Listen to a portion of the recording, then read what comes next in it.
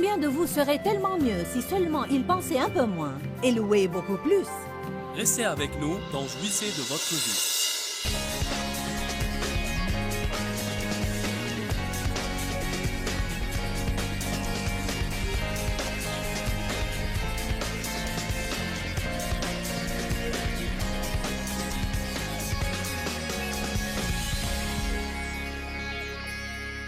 Nous vivons dans des maisons faites de pensées. Et chacune de nos pensées est comme une brique qui aide à construire notre maison. Donc, si notre vie ne nous plaît pas, nous devons revoir nos pensées. Si vous voulez changer votre vie, vous devez changer vos pensées aussi. Dites avec moi, si je veux changer ma vie, je dois changer mes pensées. Vous ne pouvez pas réussir avec des pensées de raté. Vous ne pouvez pas prospérer avec des pensées de pauvreté.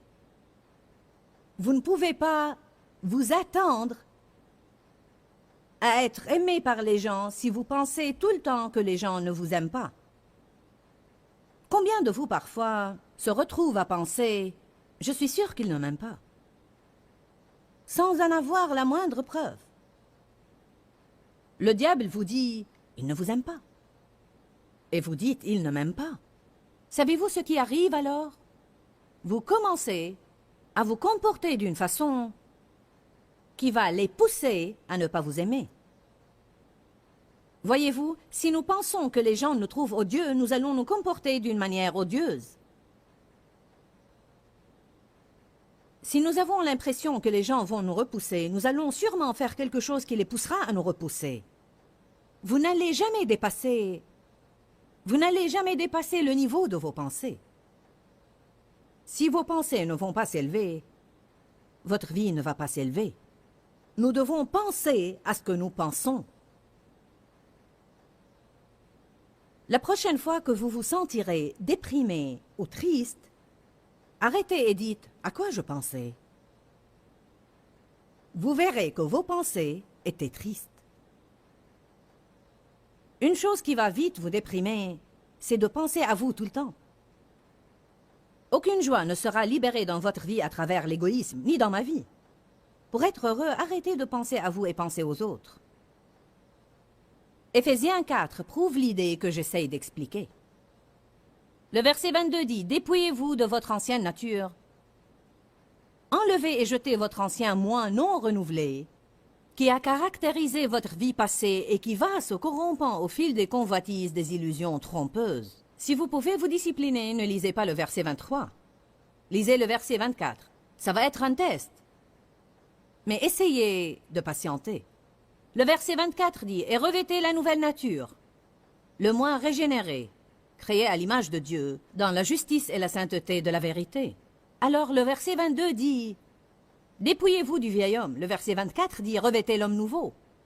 Le verset 22 dit « Arrêtez de faire toutes les mauvaises choses que vous faisiez ». Et le verset 24 dit « Et comportez-vous d'une façon vertueuse ». Nous pensons « Oui, je veux faire cela ». Mais quel est mon problème? La chose que je veux faire, je ne la fais pas, et celle que je ne veux pas faire, je finis par la faire. Je crois que pour aller d'une place à l'autre, souvent, nous devons avoir un pont. Nous devons avoir quelque chose qui nous fera traverser, ou un chemin à emprunter. J'aime dire que je suis un pasteur pragmatique. Je suis vraiment frustré par les gens qui me disent ce que je dois faire sans me dire comment le faire. Je crois qu'il y a certainement un mode d'instruction pour vivre la vie chrétienne. Il y a certains principes que l'on doit respecter et certaines choses que l'on doit faire si nous voulons passer de l'endroit où l'on était à l'endroit où nous voulons aller. Donc maintenant, vous pouvez lire le verset 23.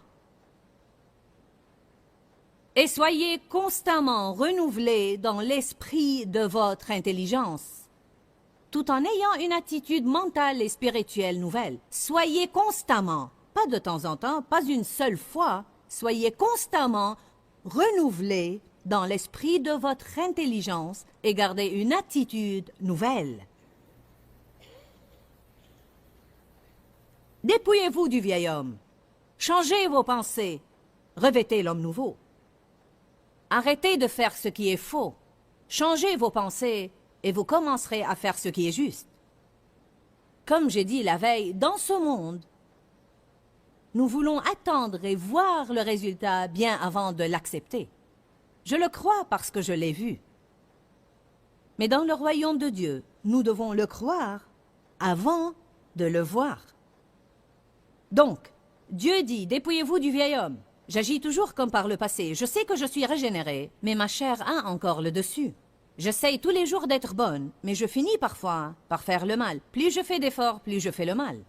J'entends tous ces sermons au sujet d'être bon, et je veux être bonne, mais je suis toujours mauvaise. Je suis ici, et j'essaie d'aller là-bas, et je ne sais pas quel est mon problème.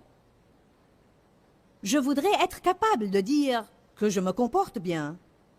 Mais comment aller là-bas? Savez-vous comment aller là-bas? Ici, et alors que vous êtes en train de faire le mal parfois, vous croyez en votre intérieur que vous êtes la justice de Dieu en Jésus-Christ, que vous n'êtes plus l'ancienne personne que vous étiez, mais que vous êtes une nouvelle créature. Vous avez la pensée de Jésus, vous avez la force du Saint-Esprit demeurant en vous pour vous aider à changer. Et vous croyez, avant même de le voir, que chaque jour vous êtes en train de changer graduellement de gloire en gloire. Nous avons dit la veille que quand une personne est régénérée, elle devient littéralement enceinte de tout ce que le Seigneur est et offre à ce croyant. Jésus est nommé la graine. C'est un de ses noms, avec un G majuscule. C'est un de ses noms, la graine. Eh bien, dans la Bible amplifiée, dans 1 Jean, cela est expliqué un peu mieux et il dit que Jésus-Christ est la graine divine de Dieu Tout-Puissant. Donc, quand on est né de nouveau, Jésus est planté, si vous voulez, dans nos esprits. Il vient pour vivre en nous. Il a dit, je vais faire ma demeure en vous. Je serai votre demeure, et vous serez ma demeure. Je ne vous abandonne et ne vous délaisse point. Il est planté comme une graine, pas comme une situation finale où tout a été joué, mais il vient à nous comme une graine de tout ce que Dieu est. Eh bien, vous le savez, comme je le sais, quand une femme tombe enceinte, elle va partout racontant, je suis enceinte, et elle fait des projets pour ce bébé. Elle achète le lit du bébé, et elle achète ses habits, et elle fait des fêtes, alors que vous ne pouvez même pas voir qu'elle est enceinte. Je ne le vois pas, vous ne l'êtes pas pour moi. Combien de femmes disent, je suis enceinte, mais vous n'en avez pas l'air. Je suis au 4e mois, mais vous n'en avez pas l'air. Eh bien, je suis enceinte. Elle se sent enceinte. Elle sent les changements qui ont lieu à l'intérieur d'elle, mais personne ne peut deviner ou voir la preuve encore. Alors il se peut qu'il ne le croit pas parce qu'il ne le voit pas, mais elle le sait parce qu'elle sent ce qui se passe à l'intérieur d'elle. Donc, en ce qui la concerne, elle est enceinte et elle fait des projets pour un bébé qui va bientôt arriver. Est-ce que vous comprenez ce que j'essaye de vous dire maintenant? Si vous voulez réussir, vous devez arrêter de faire des projets pour échouer. Si vous croyez que vous allez prospérer, arrêtez de paresser et de penser que vous êtes si pauvre tout le temps. Vous ne devez pas constamment dire aux gens « je n'ai pas les moyens, je n'ai pas les moyens, je n'ai pas les moyens ». Vous ne devez pas dire des choses comme « je n'aurai jamais rien ». Vous ne devez pas paresser et penser à ce que vous n'avez pas, et penser à ce que tous les autres ont, et penser comment vous n'avez jamais rien, et penser, et penser, et penser, et penser. Pour certains de nous, le problème numéro 1, c'est que nous pensons beaucoup trop. Combien de vous seraient tellement mieux si seulement ils pensaient un peu moins et louaient beaucoup plus? Oh non, en fait, nous voulons tout comprendre. Eh bien, j'ai un bulletin du ciel pour vous. La Bible dit que nous connaissons en partie. Et il va y avoir des tas de choses que vous allez vous résigner à ne pas connaître. Et je vais vous dire, quand j'étais encore pauvre, j'ai commencé à dire « Je suis prospère, j'ai tellement d'argent que je ne sais que faire avec. Je peux bénir tous ceux que je rencontre, je porte de beaux habits, je conduis une belle voiture, je vis dans une belle maison, je suis béni et tous ceux qui me rencontrent veulent me bénir. » Cela ne va rien vous coûter. Vous allez dépenser la même quantité d'énergie. certainement plus d'énergie pour dire une chose négative que pour dire une chose positive. Si vous dites des choses positives et pensez des pensées positives, vous allez vous sentir mieux. Beaucoup de gens pourraient dire « Et si je passe ma vie à penser à ces choses positives, à penser au bien, et puis je ne l'obtiens jamais ?» Au moins, vous allez vous sentir mieux. Au moins, vous aurez une meilleure attitude. Qui voit ce passage et comprend de quoi je parle? Comment passer du vieil homme au nouvel homme? Constamment, dites tous constamment. Dites-le encore. Dites-le encore. Vous savez, parfois nous devenons paresseux. Peut-être quelqu'un nous persuadera de le faire 1 ou 2 fois, mais tout le temps? Afin de gérer un ministère comme celui-ci, nous avons toujours à faire face à des problèmes. C'est beaucoup plus compliqué que cette chair. Des problèmes de gens. Nous avons des gens qui nous aident, mais quand vous vous occupez de 450 personnes, plus les gens de ces réunions, pensez-vous que chaque lettre que je reçois est une lettre d'approbation? Oh non! Non, non. Croyez-le ou pas, il existe des personnes qui ne m'aiment pas. Amen. Il y a beaucoup de choses que vous devez affronter. Quand je rentre chez moi, je suis fatiguée, je ne veux m'occuper de rien. Je veux aller chez moi, me coucher sur mon canapé, me reposer, regarder par la fenêtre et jouer avec mes petits-fils. Je ne veux m'occuper de rien. Il y a quelques années, j'étais vraiment frustrée. J'étais fatiguée. Je m'attendais à aller à la maison pour prendre un congé. Quand j'y suis arrivée, des choses se passaient et j'ai dû m'en occuper. On appelle ça l'affrontement. Combien de vous ne se soucient guère de l'affrontement? Savez-vous ce que l'on fait parfois? On laisse glisser les choses que l'on doit affronter et nos vies glissent avec. L'affrontement est une chose importante que vous devez faire si vous voulez avoir ce que Dieu veut vous donner. Vous devez affronter les problèmes et Dieu vous donnera la force de le faire. En fait, il dit, ne vous inquiétez pas de ce que vous aurez à dire. Ce que vous aurez à dire vous sera donné à l'heure même. Dans ma frustration, j'ai dit à Dave, « Jusqu'à quand devons-nous affronter des problèmes chaque fois que nous nous retournons? » Il a dit, « Pour toujours. » Je ne voulais pas entendre cela, mais je l'ai réalisé. J'ai pensé, oui, c'est vrai. Vous ferez bien de vous mettre une chose en tête.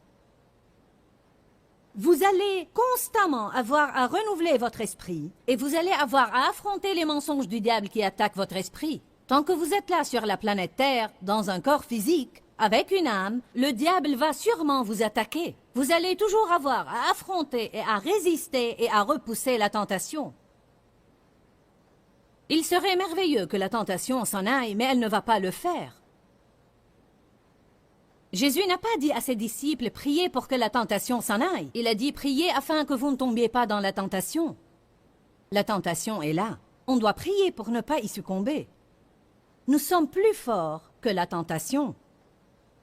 Croyez-le ou pas, on est censé être plus habile que le diable. Nous avons la pensée de Jésus, lui, il ne l'a pas. Nous avons la sagesse de Dieu, lui, il ne l'a pas. Nous devons prendre position et commencer à agir comme les gens que Dieu veut que nous soyons.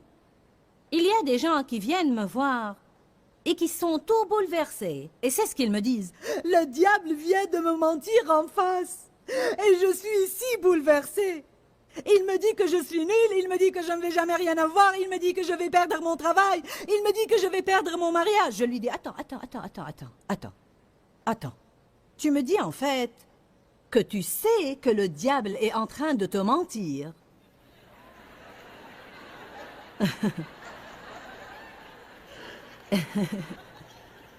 Et ça te bouleverse?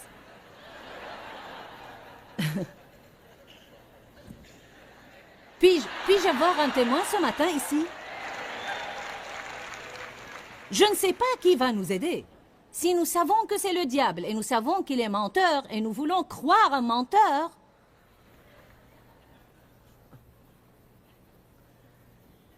Aide-moi, Jésus. Aujourd'hui, nous allons parler de nettoyer nos pensées ou faire le ménage. Il est temps de redécorer quelques chambres dans cette maison qu'on a construite. Peut-être si vous êtes béni, vous allez seulement avoir 3 chambres à nettoyer et à redécorer. Peut-être vous devez démolir toute la maison et recommencer à zéro. Dans les 2 cas, nous devons nous débarrasser de ces pensées puantes. Je crois que nous avons différentes chambres à l'intérieur de nous où l'on peut aller pour penser à différentes choses. Alors, bien sûr, vous savez, la chambre du « et moi alors ?» et la chambre qui est au centre de la maison. Je suis sûre que c'est la plus grande chambre, la mieux décorée, et certainement celle où nous passons la plupart de notre temps. Mais nous allons nettoyer cette chambre un peu plus tard. D'abord, nous allons nettoyer la chambre du non-pardon. C'est la chambre où nous allons pour haïr les gens.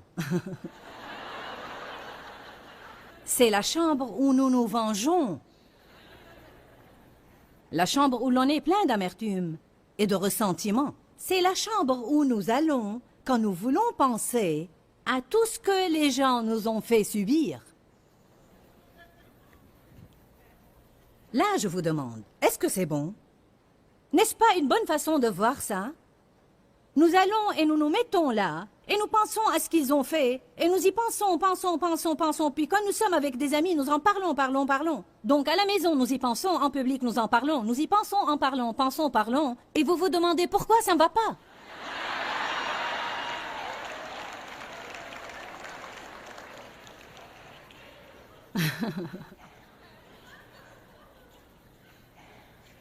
Vous continuez à vous le rappeler. C'est comme si vous arrachiez la croûte d'une plaie.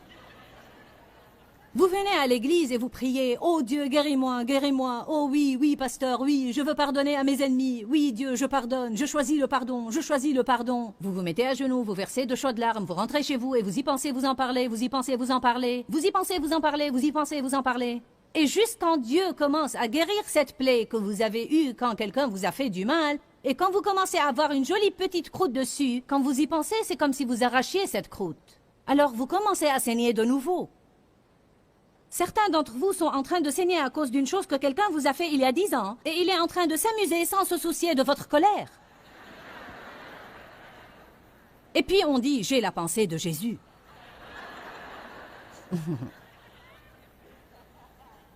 Est-ce que je m'exprime clairement ce matin?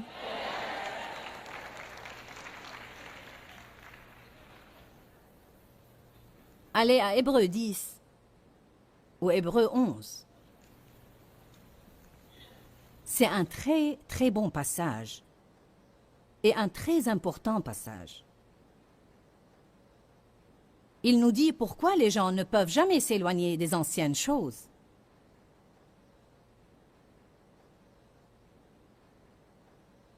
Vous savez, les Israélites sont sortis de l'esclavage en Égypte. Mais bien qu'ils étaient sortis de cet esclavage, leurs circonstances n'étaient pas comme ils s'attendaient. Ils avaient la mer Rouge. Ils en ont eu assez de manger la manne. Il y avait des montagnes là-bas. Il y avait des ennemis. Donc, à différents moments, ils voulaient revenir en Égypte parce qu'ils se disaient, bien que nous étions des esclaves là-bas, au moins on avait à manger. Nous nous rappelons des oignons et de l'ail et des poivrons que nous mangions en Égypte.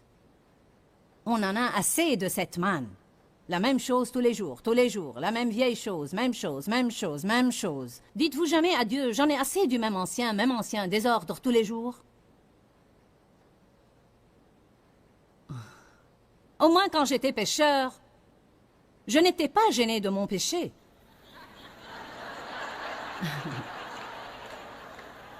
Maintenant que je suis devenu chrétien, je ne peux même pas pécher et avoir la paix.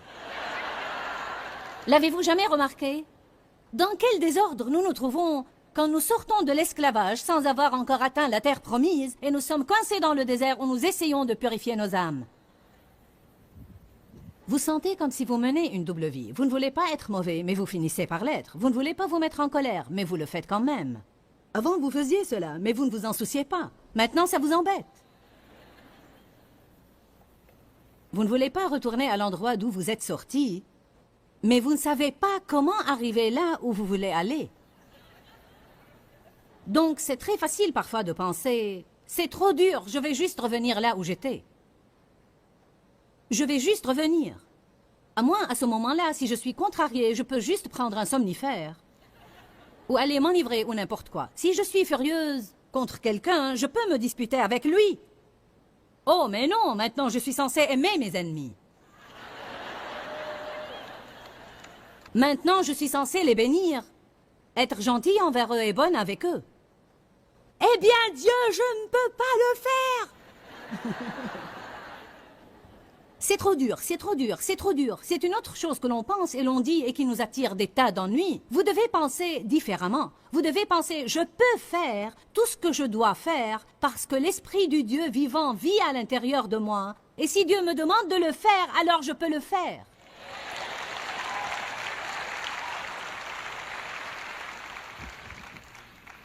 Je ne vais pas le prêcher ici, mais j'ai déjà préparé tout un message à ce sujet. Je peux faire tout ce que je dois faire. Vous vous préparez à l'échec quand vous vous mettez à penser « C'est trop dur, Dieu, c'est vraiment trop dur. C'est vraiment dur, Dieu, je ne peux pas le faire, c'est trop dur. Tu demandes vraiment trop, Dieu, je ne peux pas le faire. » Parfois, Dieu s'occupe de quelque chose en nous et nous disons « Oh non, Dieu, tout sauf ça. » « Oh Dieu, je ne suis pas prêt pour ça. » Si vous l'êtes, sinon Dieu ne vous en aurait pas parlé.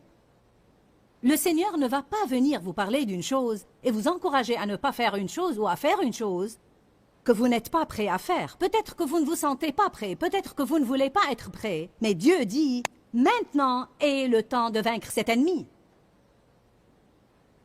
Deutéronome 7 dit, quand je vous livre vos ennemis entre vos mains, vous devez les exterminer complètement. Vous ne pouvez pas le faire avant que Dieu ne vous les livre. Mais quand Dieu dit, c'est le moment, alors c'est vraiment le moment. Et s'il dit que c'est le moment, alors il va certainement vous donner la force de le faire. Mais si vous ne vous sentez pas capable, vous devez réaliser que quand le moment viendra, la force viendra avec. Et c'est ce qu'on appelle la foi. Savez-vous combien de fois je n'ai aucune idée de ce que je vais dire jusqu'au moment où je me mets derrière cette chaire? Oh, j'ai un message. Je viens avec mon message. Mais ces réunions ne se réduisent pas à un message. J'ai passé des années à essayer de tout planifier dans ma tête avant d'arriver là, et j'ai trouvé que c'était du temps perdu parce que cela n'a jamais marché. Ou rarement, tout au plus. Alors je dois venir en me fiant à Dieu. Et cette affaire de confiance nous fait peur jusqu'à ce que l'on s'y habitue.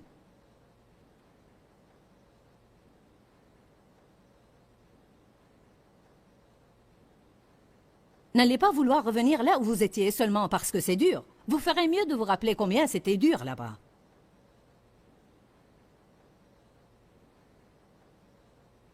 Hébreux 11:15. S'ils avaient pensé, avec souvenir nostalgique à ce pays d'où ils étaient sortis, ils auraient trouvé une occasion permanente pour y retourner. N'est-ce pas bien? Lisons-le de nouveau. Hébreux 11:15. Mais c'est la Bible amplifiée. Je ne sais pas exactement ce que disent les autres traductions, alors si vous n'avez pas celle-là, écoutez. S'ils avaient pensé, avec souvenir nostalgique, à ce pays d'où ils étaient sortis, ils auraient trouvé une occasion permanente pour y retourner.